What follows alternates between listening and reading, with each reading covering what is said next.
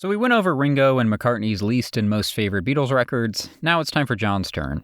Lennon's pick for favorite comes from a 1971 interview, and unfortunately for me, he went with an album that's kind of hard to do a silhouette outline of because there's nothing on the cover. Yep, he said the White Album was his favorite because, quote, "I wrote a lot of good shit on that. I like all the stuff I did on that, and the other stuff as well. I like the whole album." He snidely mentions that the White Album was probably McCartney's least favorite because he thought Paul wanted it to be more of a group thing, which really means more Paul. Also, speaking of Paul, Lennon has been openly hostile to Sgt. Pepper, which was one of Paul's favorites. He's criticized Good Morning, When I'm 64, Lovely Rita, and Lucy in the Sky with Diamonds, even calling that last one terrible, and also a great track in the same breath. Lennon's also taken shots at Abbey Road, dismissing the medley section on side 2 as bits of songs thrown together. Sorry, Ringo. Lennon was of course notoriously contradictory and dismissed much of the Beatles' work after the fact, but it is kind of funny how contrarian he was to the other Beatles' most beloved albums.